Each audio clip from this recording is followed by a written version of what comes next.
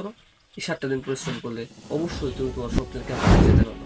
আর যারা মনে করতেছো না আহামরি কোনো কিছু হবো না, নেগেটিভ মার্ক নাই, এইভাবে জায়গায় হ্যাঁ এক খ ভাই আসতে পারে, জেনারেলের স্টুডেন্টরা 100% খাতাগুলো আমি লিখে দিতে পারবো, তারা চান্স পাবে, কারণ তাদের ভিতরে মাল আছে। ঠিক আছে, তাদের ভিতরে মাল আছে, কিন্তু মাল নাই কার? যারা ভোকেশনাল স্টুডেন্ট ছিল তাদের।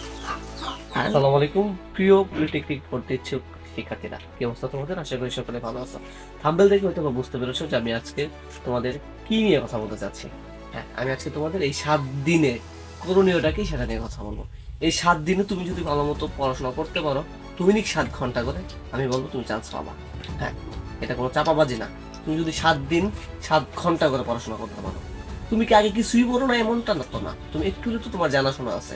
এখন তোমার আমার কথা হচ্ছে যে তুমি যে টপিকগুলো সহজ এবং যে টপিকগুলো থেকে মাস্ট একটা প্রশ্ন আসবে, তো তুমি ওইটাতে গুরুত্ব দাও।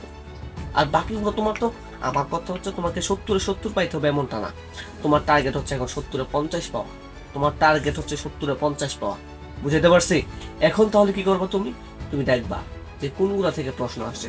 অবশ্যই তোমাদের এই বইটা আছে, এই বইটা আছে, বা হয়তো বা তোমাদের প্রাইম বইটা আছে।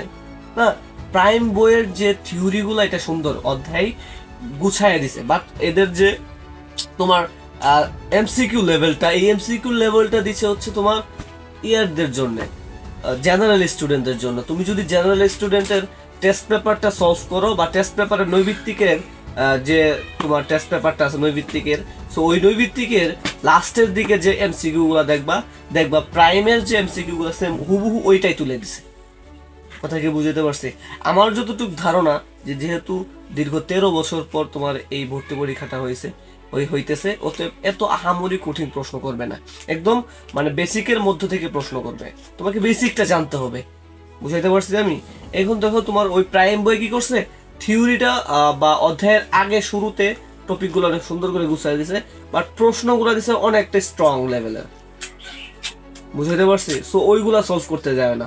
তুমি চেষ্টা করবা তোমার বন্ধুর কাছ থেকে যে প্রথম দিকে অধ্যায়ের প্রথমে যে কয়টা টপিক নিয়ে আলোচনা করছে টপিকটা ভালো মতো পড়বা, আর চেষ্টা করবা এই বইয়ের, হ্যাঁ এই বইয়ের এমসিকিউ গুলো সলভ করার, কারণ এই বইয়ের এমসিকিউ প্রায় স্ট্যান্ডার্ড মাপের পলিটেকনিকের ভর্তি পরীক্ষার জন্য, আর ওইটাতে বেশি হার্ড করে ফেলছে। সো ওইটাতে পড়তে গেলে তুমি ভয় পাবা, এটাই স্বাভাবিক।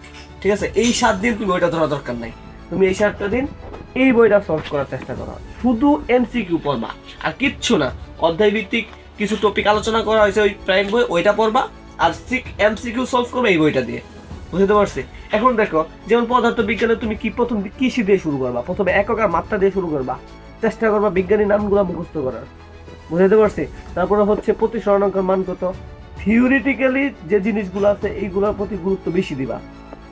গাণিতিক সমস্যা এখন ওইভাবে ধরা দরকার নাই, তোমার কাছে এখন ওই পরিমাণ সময়টা নাই, তাও ধরো যে কিছু কিছু একদম শর্ট টেকনিক আছে, যেমন অল্প সময়ের মধ্যে ম্যাথগুলো সলভ করা যায় একটা সূত্রের মাধ্যমে। কথা বুঝতে পারছো? এই আহামরি এতগুলো সাবজেক্টের সূত্র মুখস্থ করার দরকার নাই, যেগুলো সূত্র তোমার জন্য দরকার তুমি ওই সূত্রগুলাই বের করো। কিভাবে বের করবা? তুমি যখন এমসিকিউ গুলো সলভ করবা, দেখবা কোন কোন প্রশ্ন বেশি আসতেছে, ঠিক আছে, ওইটা তুমি নোট করে ওইটা সলভ করো। বুঝতে পারছি?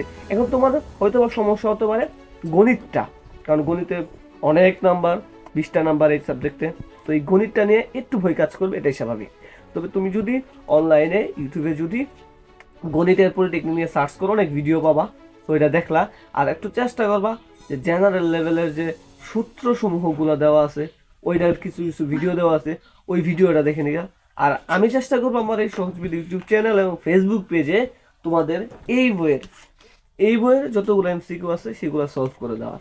এই 7 দিনের মধ্যে আমি যতটুকু পারি চেষ্টা করবো। গণিতের জন্য 4-5টা অধ্যায় শেষ করবো ইনশাল্লাহ, পদার্থের জন্য, রসায়নের জন্য, জানে এতে আমি এই যে টপিকগুলো নিয়ে কথা বলবো এটা ভেরি ভেরি ইম্পর্টেন্ট, এবং কি এই ভিডিও ওই ভিডিওগুলো দেখলে 100% তুমি কমন পাবে, এতটুকু নিশ্চয়তা আমি দিতে পারি।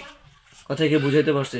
সো এই অল্প সময়ে তোমার ভাই করণীয় একটাই, বাসা থেকে বের হওয়া যাবে না। নাম্বার 2, বন্ধু বান্ধবের আড্ডা ছেড়ে দিতে হবে। নাম্বার 3, একটু চেষ্টা করবা ফোনটা দূরে রাখার। যখন তুমি অনলাইনে ক্লাস করবা তখন হয়তো বা নিবা, এরপরে সেই ফোনটা থেকে দূরে রাখবা। বুঝতে পারছি? একটু এই 7টা দিন পরিশ্রম করো, এই 7টা দিন পরিশ্রম করলে অবশ্যই তুমি তোমার স্বপ্নের ক্যাম্পাসে যেতে পারবে। আর যারা মনে করতেছো না আহামরি কোনো কিছু হবো না, নেগেটিভ মার্ক নাই, তোমায় দাগাই দিয়ে আসবে কপালে, যেমন অনেক স্টুডেন্ট আছে এইভাবে দাগায়, হ্যাঁ, ক খ ভাই এটা হচ্ছে এইটা দিয়ে আন্দাজে ঢেল মারার কত আছে, কি করবা, যেহেতু আবেদন করছো তো দাও, সমস্যা নাই। কিন্তু যারা অ্যাকচুয়ালি স্বপ্ন দেখতেছো ভালো একটা কলেজে পড়বা, তার উচিত এই 7টা দিন ঘরের বাইরে না যাওয়া, ঠিক আছে, সবসময় টেবিলে বসে থাকা। 7টা দিন তুমি যদি মনোযোগ সহকারে 7 ঘন্টাও যদি তুমি পড়ো রেগুলার এই 7টা দিন, তাও তোমার আশা করা যায় তুমি একটা সরকারি পলিটেকনিকে চান্স পাবা।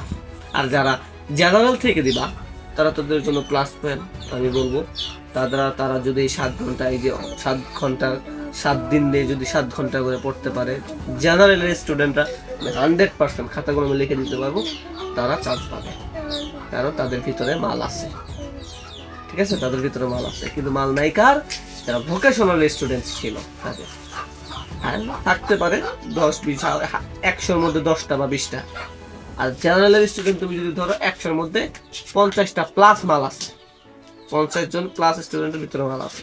অতএব যারা জেনারেলের শিক্ষার্থী আছো, তোমাদের উচিত এই 7 দিন আরো ডেডিকেটেড ভাবে পড়াশোনা করা, বারবার রিভিশন দেওয়া, ঠিক আছে। সো নেক্সট ভিডিওতে তোমাদের সাথে দেখা হচ্ছে কোনো একটা ওয়ান শট ক্লাসে। সঙ্গে থাকো, সুস্থ থাকো।